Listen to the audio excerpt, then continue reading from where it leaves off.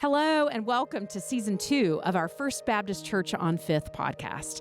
Last season, we heard a number of conversations from our church's members who all answered the same 5 questions about their faith and doubt, about community and hope.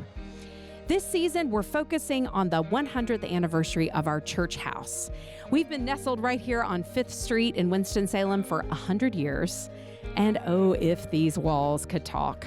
Our conversations this season will tell a bit about our sacred space, its history, what it means to us, how we use the space and are sent from it. But our conversations will also broaden to the experience of sacred space in general, how we find home in sacred spaces, what sacred space means to communities and neighborhoods and cities, what formation happens, and how then we live. Join us this season for the First Baptist Church on Fifth podcast. And thank you for listening.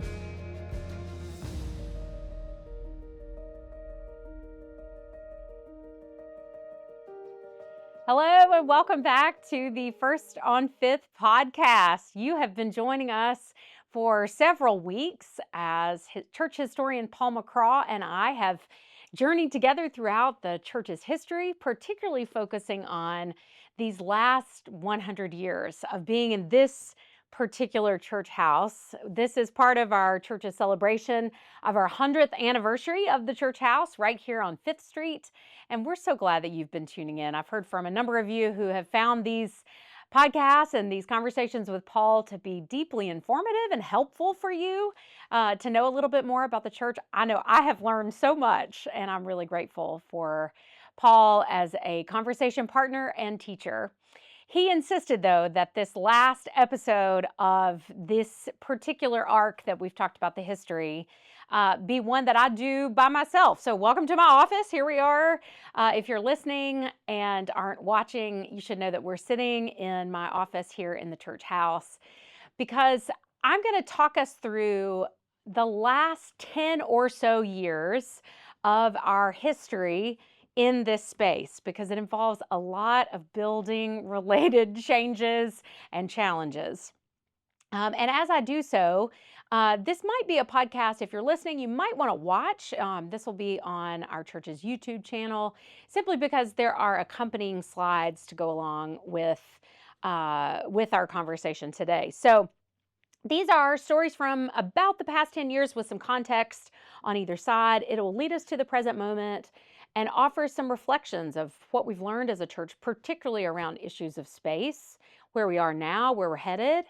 And some of the material that I'll be showing today and talking through was part of our church's presentation back in June of 2017 around our facilities. You'll be able to tell sort of what that presentation was referencing. I have been joined with a few others from our church in sharing this story with a number of our denominational partners and locally here in town. So some of this material has been drawn from those various presentations. And I'll say from the outset, this is like my subtitle here says, Bricks and Mortals Telling the Recent History of Our Space. I acknowledge I will be telling this part of our history, but I'm just one perspective. Some of this material has been shared from a group to our congregation. Some of this material has been shared from me to other partners and leaders locally and regionally. But this is sort of that piece of the history. In some ways, as I have seen and experienced it, I began my work as pastor here in July of 2015. So I'm very well acquainted with what these years have held, less so, obviously, I can't speak adequately to the work that the church did prior to my time here. That's when we rely on people like Paul to fill in the gaps. But it's a joy to be able to share this really transformative part of our church's story with you, in the hopes that if you're listening and you're in the church, it helps to sort of narrate these years. If you're listening and you're not from our church, but maybe your church or another space or organization you hold dear is struggling with an aging facility or buildings in need of repair, that this might offer some either ideas or inspiration or mostly just encouragement that you're not in this alone. So with that, let's turn to bricks and mortals, telling the recent history of our space. As we move along, if you're listening, I'm going to be clicking through and moving through these slides. And so if you're watching, hopefully you can see these as we go. This first slide shows who we are. First, we're First Baptist Church on 5th. We're the church that's right here on 5th Street. As you have heard over these weeks of our history podcast, so much of our identity and mission and purpose is drawn from our location. We are firmly rooted in the city. Our vision statement says, we are a community in the heart of the city, called by Jesus to practice bold love of God and neighbor and boundless compassion for all people. So the in the city, in the heart of the city part of that vision statement is deeply formative for who we are and how we understand our space, not just our these walls and floors and ceilings, but how we understand our presence in the community. So this slide shows the church house from the front, and then various ways that the people who are the best part of the church move through the space. This slide orients you sort of spatially. This is an aerial view of our block, just so you can understand what it is that we're talking about. If you're listening, I'm showing a picture from above of the block that is bordered by, here in Winston-Salem, downtown Winston-Salem, bordered by 5th Street, 6th Street, Poplar Street, and Spruce Street. We own the property in between that block. That's one city block. And as you're looking at this slide, perhaps you see that there, in this picture, there were 3 buildings, building A, B, and C. We were very creative as we named the church buildings years ago. Behind buildings B and C, you see a parking lot and a playground. This is for a number of years, from 1954 until more recently, this is what the property looked like. The buildings, as you may remember from past podcasts, were built in 54 and 63. They housed everything from a gymnasium, to a chapel, to a parlor, Sunday school classrooms, children's classrooms, our children's center. The church house represented a hub in the community in a lot of ways. And so this is what it looks like. I want to tell you, as I have referenced, in June of 2017, the Special Committee on Facilities and Mission, who had been tasked with exploring our church's facilities and aligning it with mission, spent a number of years, frankly, months and years, doing work on our space. And the presenting issue was that we had a number of facilities in need of attention. There were a number of ways in which either deferred maintenance or various challenges had cropped up and created an urgent situation that needed addressing. So this timeline just gives a little bit of context to the work that the special committee did. So you see here on the slide that in 2001, we had this is before my time here, so there was a renovation task force that came back after doing some study and recommended $5 million of renovation that were needed back in 2001.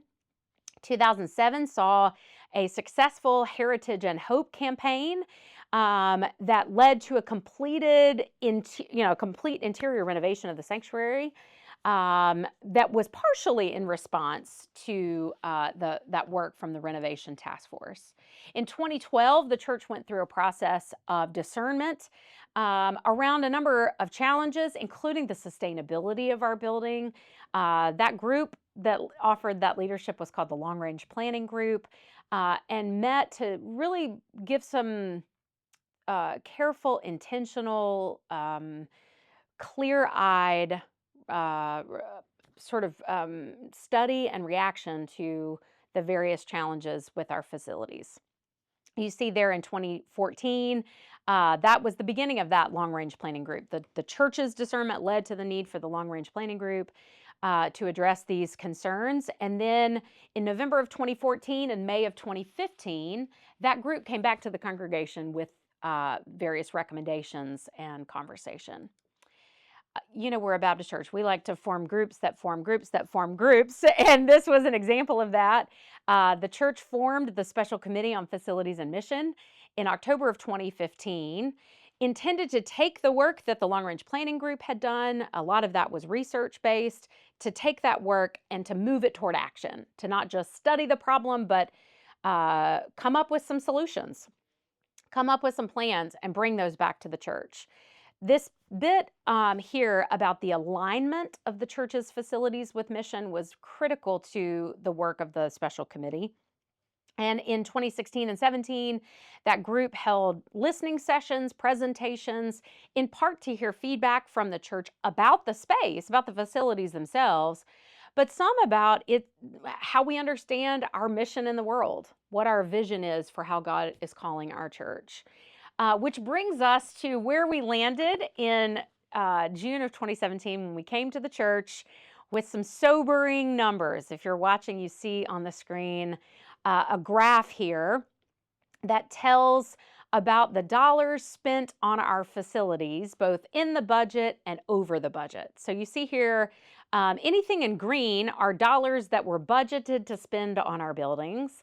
And the parts of the graph that are in red, those would be over budget expenditures. So special projects or something that breaks that needs some renovation. I think I can say this with clarity that almost all of those over budget expenses were repair or maintenance related. They weren't adding some flashy renovation or doing something chosen or desired on the part of the church, but really responding to various needs as they would come up. So if you see here, from 2009, which is as the last renovation had been completed, sort of the first full year that we lived into renovated space in our budget, to 2016, which was the year before this presentation, there were a lot of dollars spent on the facilities. And when this slide came in front of the congregation, there was an audible gasp in the room. This slide shows that $4,326,191 were spent on our building in those years between 2009 and 2017.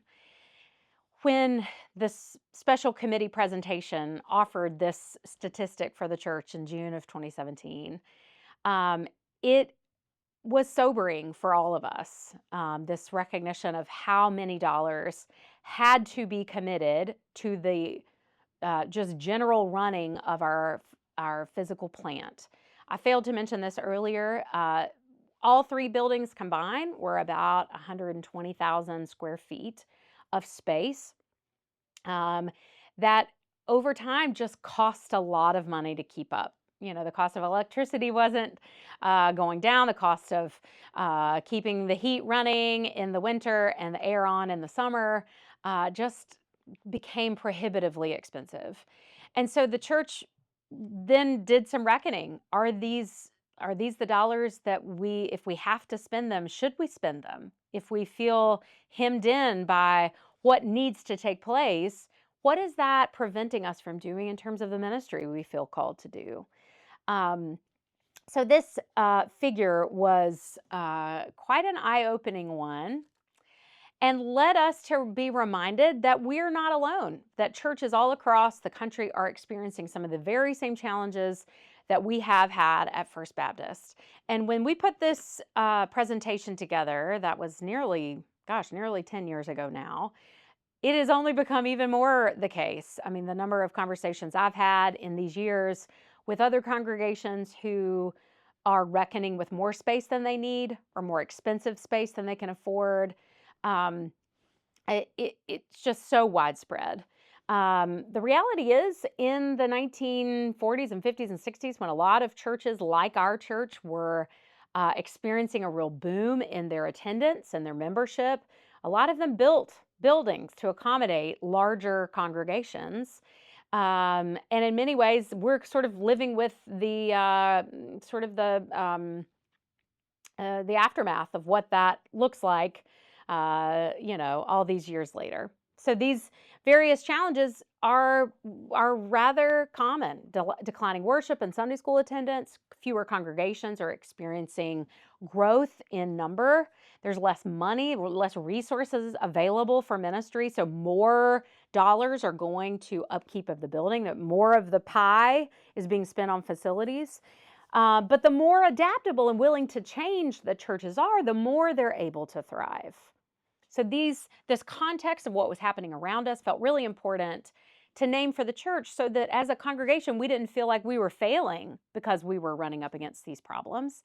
A number of churches were. We were in good company.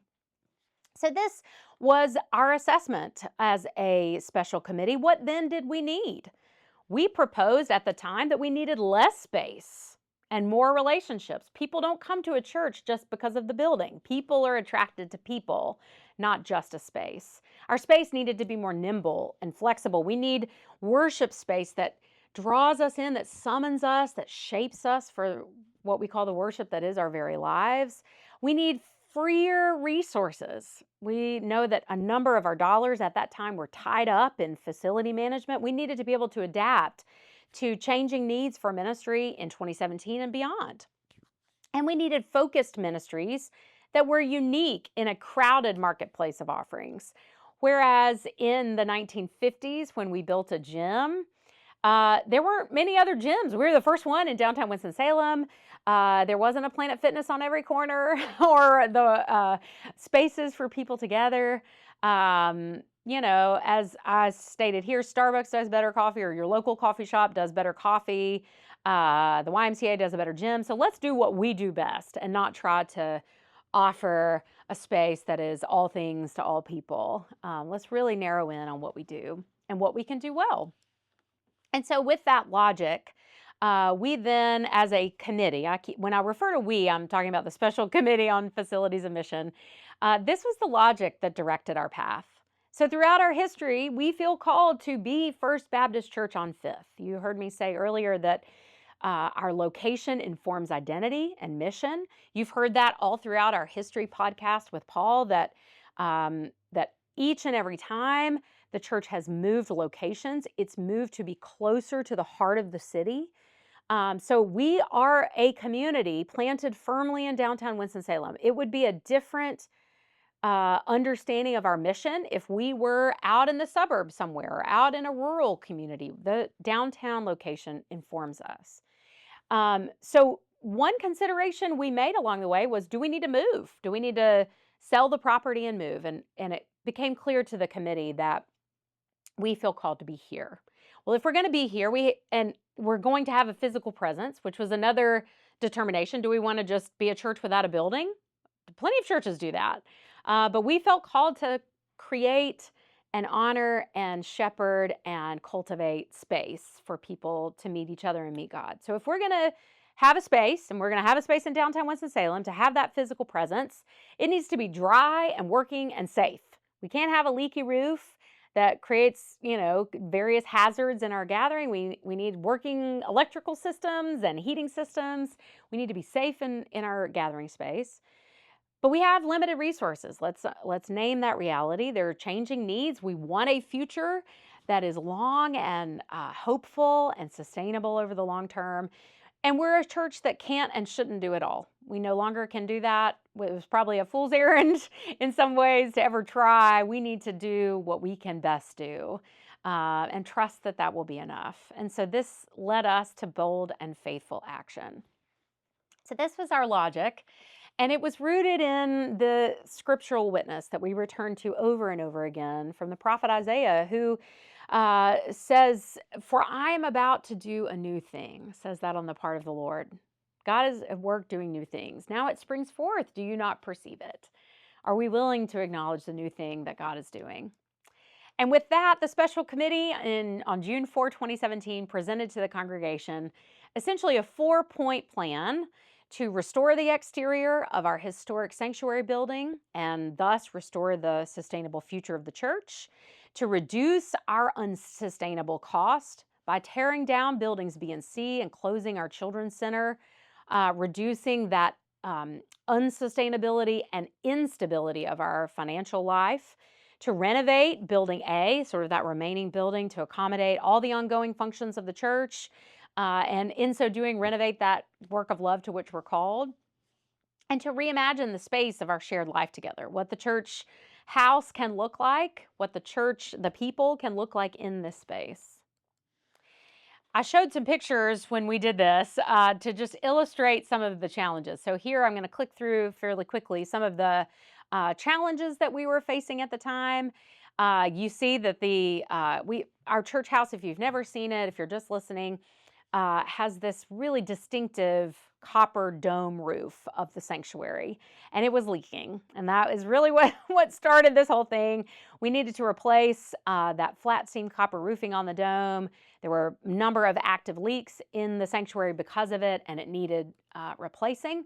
On the historic Building A, there were a number of downspouts that created water pooling on the roof.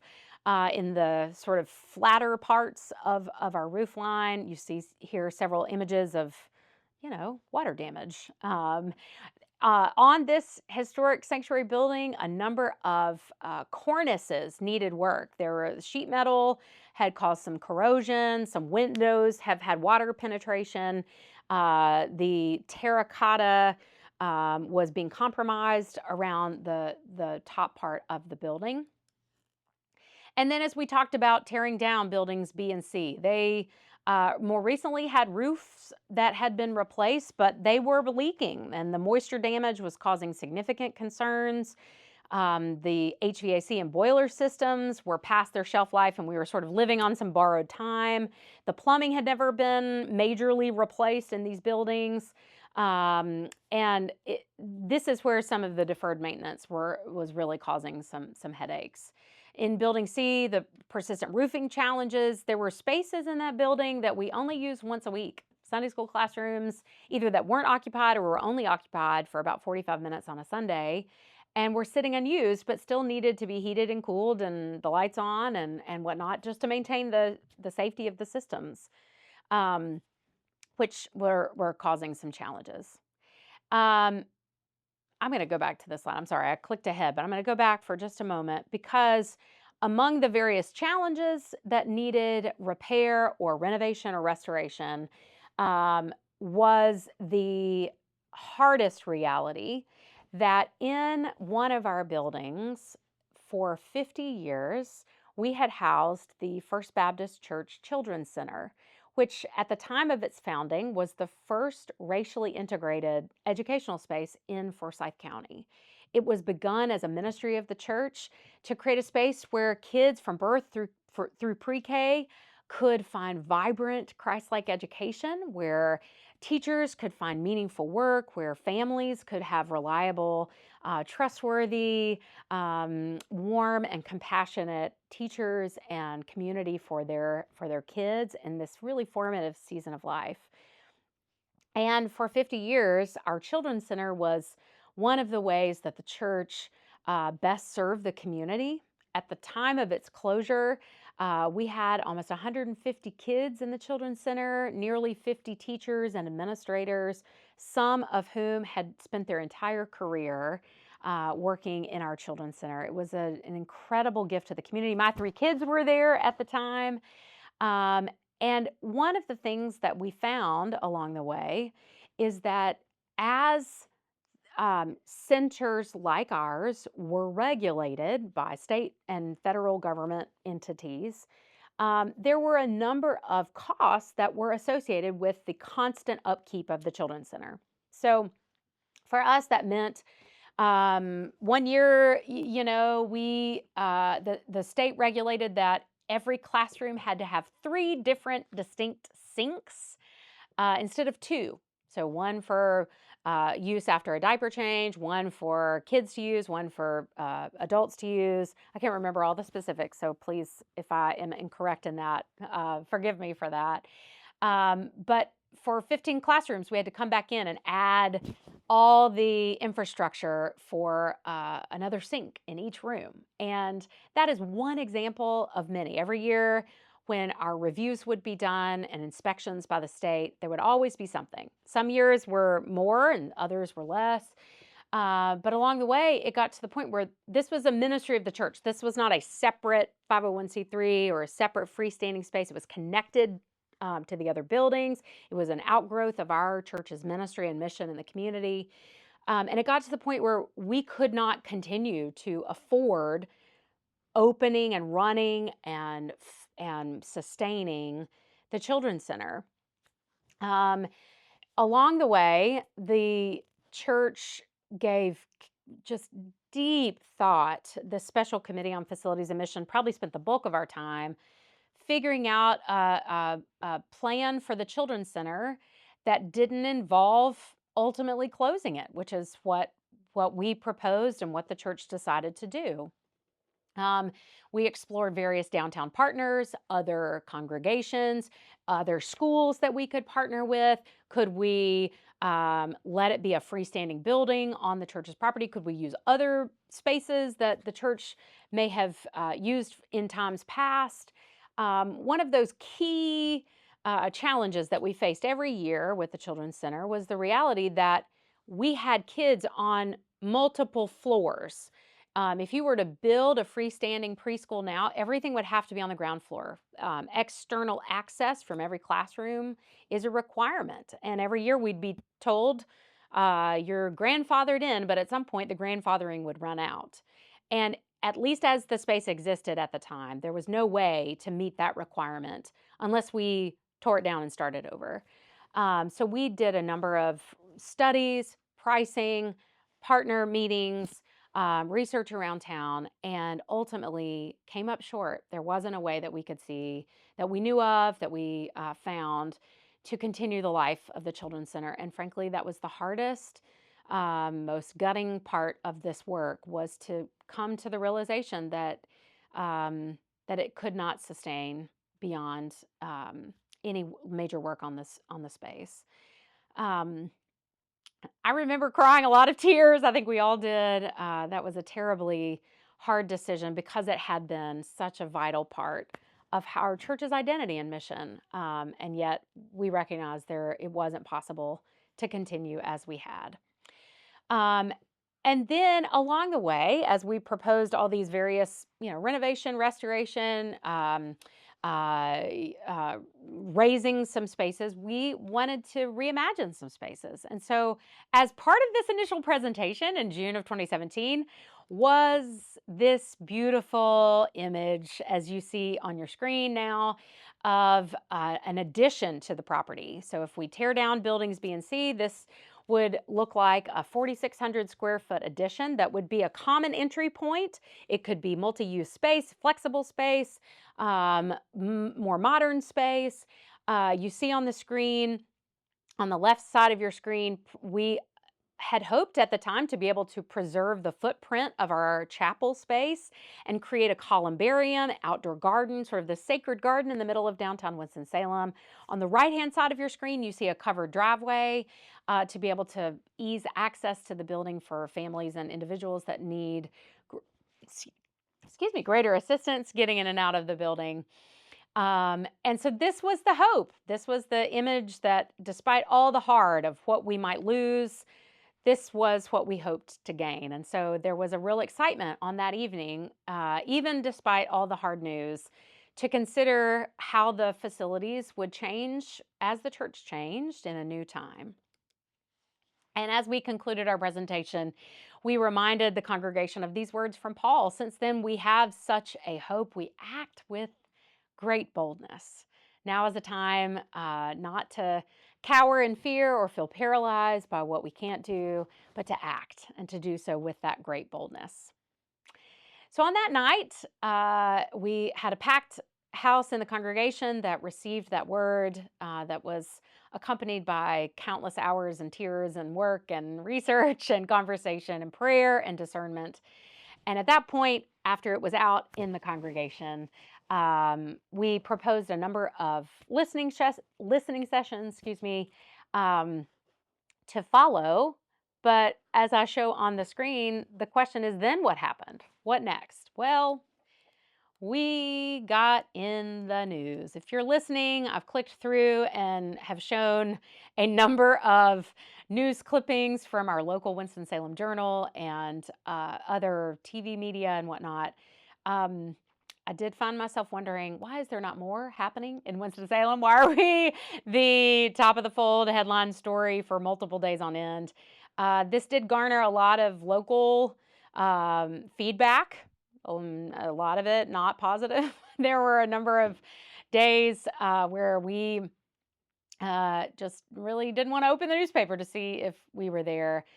People were understandably shocked and surprised and didn't know what in the world was happening down at First Baptist. If you didn't know that the church had spent 15 years reckoning with facilities in need, you might be utterly surprised by this. And perhaps obviously the most impacted were the employees of our children's center and families who relied on this incredible childcare for their kids. And so we went through a season where we had to reckon with just what this says about our public witness and had to grapple with the response. We also discovered that the anticipated project costs more than doubled what we thought. Initially, we thought this would be a $6.2 million project, which was significantly more than our church's budget. It was outside of what we thought we could reasonably do, but it was sort of a moment, as we talked about together that night. This is a pivot point for the future of the church. This is a moment to put all our cards on the table and take a bold action.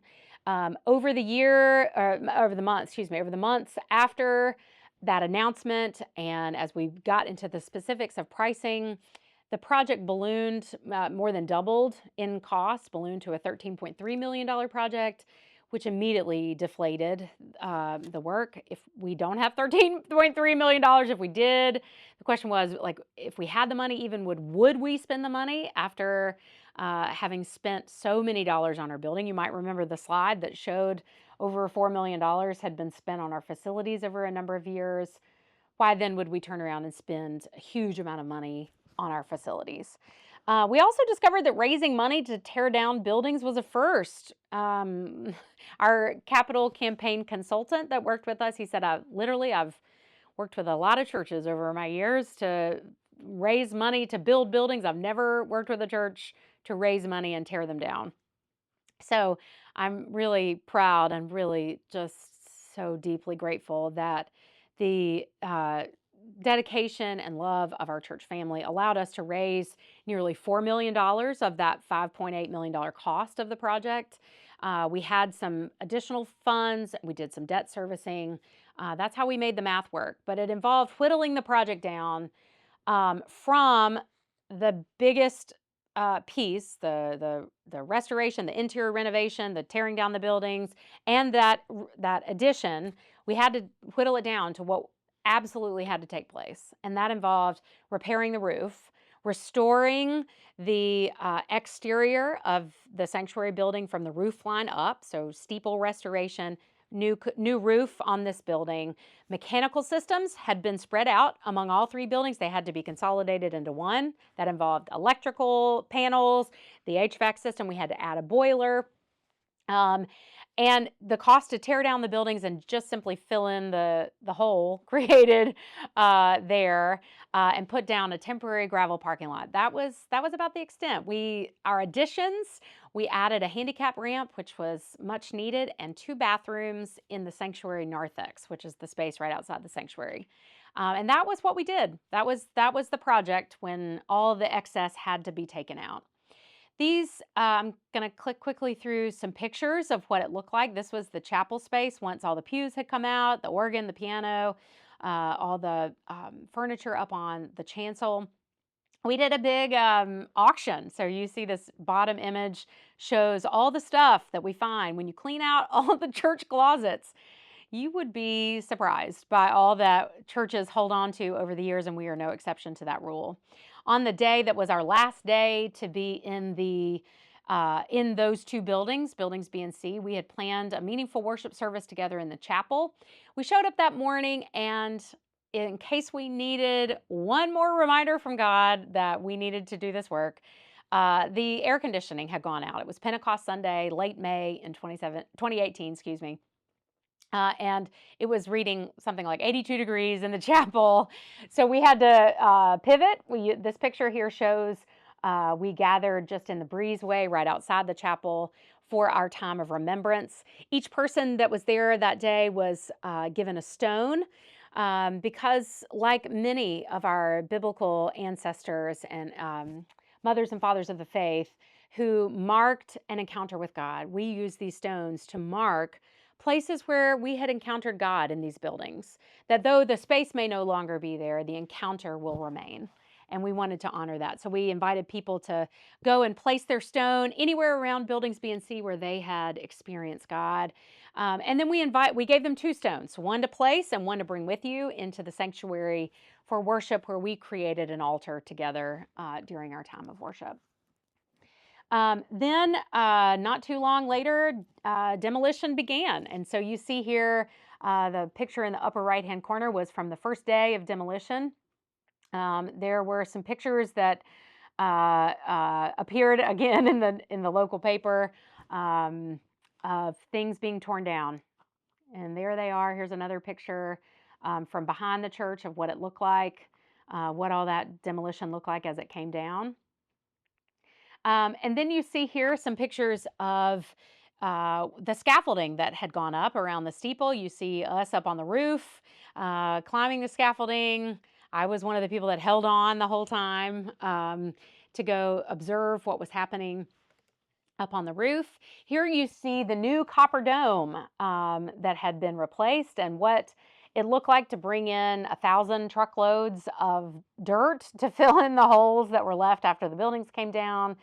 And the picture in the bottom left-hand corner is what it looked like. We had some grass out there planted in between the church house and the playground.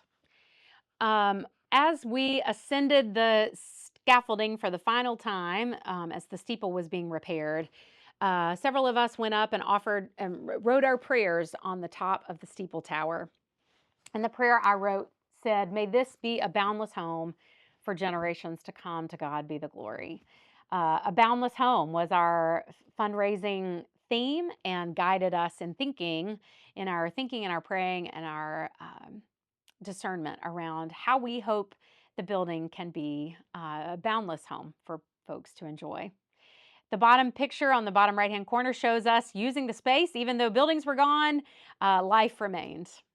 And so that is the story. All that I just shared with you really stretched between October 2015, when the Special Committee on Facilities and Mission was formed, to June of 2017, when this announcement was made and the presentation was offered, to the end of June 2017, when the congregation voted with 90% approval in favor of moving forward with the project, which in a Baptist church, that's practically unanimous. We are a dissenting people, so I appreciate that people expressed some dissent to the work, but largely the congregation felt confident in moving forward with this plan. In May of 2018, we marked the end of our time in the buildings. That's when we had that special worship service. Demolition began in July of 2018 and continued for about, about 20 months. In January of 2020, we were kind of made it to the punch list in January and February. And in March, the first week of March 2020, we paid the final bill to the contractor. And you might remember what happened in March of 2020, because a week later we closed the doors, as so many did, because of the COVID-19 pandemic, and remained away from the building for the 14 months that we did not meet on site together. And so you might wonder, what about now? What are you doing now, all these years and many lifetimes later? I want to show you, if you're watching, you see now a design for our Life Together building project. So, in the years since the project was completed in 2025, you might remember we had that temporary, quote unquote, gravel parking lot. That temporary lot um, needed to not be temporary anymore. And so there were good conversations about needing to pave the parking lot. There were conversations about um, wondering, do we return to any of the designs from our initial imagination for the space? Do we need to consider doing any of that work that we had to shelve for cost reasons? We also were aware the pandemic taught us that having outdoor gathering spaces is really helpful. There were a lot of ways that we weren't able to be together during the pandemic, at least on our site, and we wanted to find a way to do that. Some of the ideas from before were ones that really mattered to us, like a columbarium, a space for our members to find their final resting place, spaces of beauty in the midst of downtown. And so this design that you see now is what came after some dormant years in the pandemic and some return, some years of gathering another group to be thinking about how do we continue taking steps. And this was the design that was presented to the congregation in August of 2024 that we worked on throughout the year of 2024 into 25. And then the second Sunday of August 2025, we broke ground on this project. As you see on the screen, it involves that covered driveway on the right side of the screen from the initial design and a covered walkway into the building. On the sort of right in the middle of the space, you see sort of a courtyard and a columbarium that was preserved from that initial design, and then a covered pavilion where we can gather for meals, for worship, for play, can be used in the community, and the playground to be moved and tucked up by the building for our youngest ones. The parking lot will be paved. There were a number of other pieces to this work that involved interior things that we worked on, but this is the bulk of how we hope to finish out the block, prioritizing accessibility and beauty and new spaces that we can be outside together, some sustainability that didn't involve interior space, but does expand our capacity to gather outside. This is what it looks like at night. Loved this view. You see on your screen kind of a darkened view once it's all lit up, what it will look like up against the church house. I want to close with just a few things that we're learning along the way. You might wonder, with all these years, about a decade of focused energies for the church on the facility, what have we learned? One thing we've learned is that we could not have predicted the road that we've walked together as a church. This posture of holy indifference has been critical to our process, trying to loosen our grip on spaces and open our hands to see what God might do with that has been really an important part of our posture of discernment.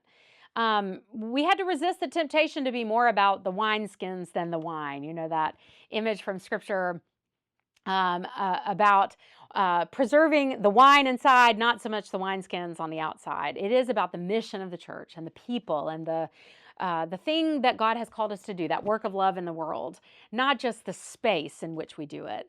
We had to become adaptable, either by choice or necessity, that's sort of a contagious reality. We found during the pandemic that flexibility begets flexibility. If we can become flexible in some ways, it helps us to become flexible in others.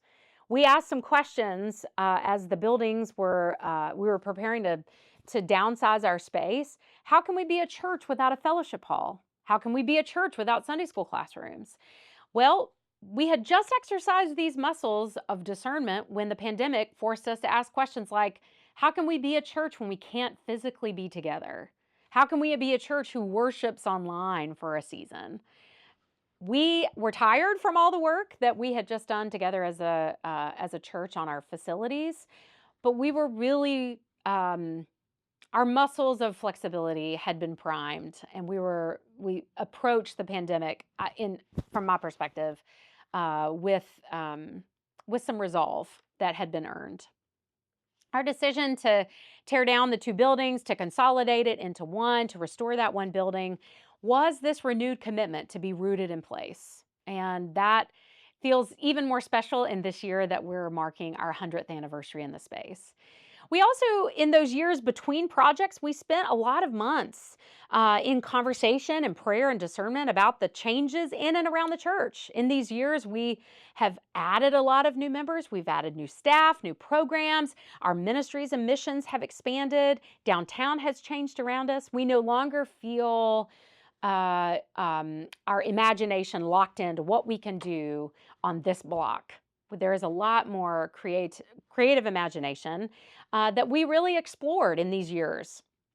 And after the project, the Boundless Home project that was long and hard and expensive, this Life Together project has prioritized faster execution, trying to avoid space creep and projects that can be seen and felt and improve the experience of the church house. That's what we wanted to do in this project. Although there is never a dull moment when you are a people with a space, because on the Sunday of groundbreaking Sunday, we had a power outage that was beyond our control. It was a city issue, but it was a reminder that buildings are never without need for our attention. If you're listening and you're not a member here at First Baptist, but you're a member of another church, or you have an organization that has a space and you're wondering about some issues you're having, how does this translate? How does our experience and our story translate to yours? Um, I some older ministers like my own parents might take me to task with this, but I firmly believe that the experience of churches in the 20th century just did not have to consider sustainability in the way that we do now. If your church has not reckoned with building issues, you will. If you've not already done it, you will do that. Every church will have to reckon with the cost of their space, and not just the financial cost, but the cost of energy, the cost of time and focus on the part of the congregation and the staff. This is a challenge for churches now, and it's one that we are facing together. As I said, so many churches are dealing with this issue: too much space and not enough money. This is a very common experience. So if your church is experiencing that, you are not alone. Which points to this next point, that those booming years of the 50s and 60s, if you look at the long trajectory of Christianity in America, that was the blip. That was not the normal experience. But for the people in our churches who maybe came to faith during those years, who felt a call to church during those years, who's brought their families with them, maybe they found a spouse or a partner, found friends and community in those years, there are many ways in which they hold up that experience in those vibrant years as normal. And anything that compares to that feels like decline. But it's helpful to remember those weren't the normal years. It's helpful to reframe some of the loss that has been experienced when we look at the state of the church now. We also, I think this translates because this question of space is a presenting question, but the deeper question is always about identity. Who are we? Not just where are we, but who are we? Surely we can identify ourselves, I said, beyond what we have physically built together. We are something bigger than just our space. If you're wondering what advice we might give, I would advise you and your church to take time for some intentional group formation, to build some trust with the planning group or the research group that's working on this at the outset of doing the work. That was such a critical piece for us. We came through a lot together, that special committee on facilities and mission, and so I would encourage you to prioritize that group formation. I said here that your church must feel both the pain and the hope. So confronting that reality, that was vital. Having our eyes wide open, looking the problem squarely in the face. We had to do that. We could no longer ignore it or kick the can down the road. But the loss that we experienced, the sort of fallow ground after we plucked up what we had planted, for the years, those 7 years that some of that was occupied by the pandemic, that was a necessary season for us. The planting and the flourishing that we're experiencing in this season could not have happened had we not done that. I wrote here, the process is more important than the outcome. If you're a member of a Baptist church, you know that sometimes people care more about how you did something and how a decision is made than what the decision actually is. The process must involve the congregation. It must feel conversational. That matters. Sometimes it's even more important than the outcome. One of our committee members said, let them get bored, meaning this should be talked about enough so that by the time you make a hard decision, some people are just grateful that you've made the decision, that you've not kept talking about it, that you've actually moved toward action. So that would be an encouragement I would offer. And then I'll just say there are narratives you can tell and control and those you can't. The aftermath of our announcement about the buildings in June of 2017 was met with immediate criticism, some of which was, of course, fair. There was a narrative about our church and its vitality that was being told regardless of what we said. And that just was. There was nothing we could do about that. We could do our part and then had to relinquish what wasn't ours to worry about. This slide says what lingering questions remain, and this is where I will conclude our time today.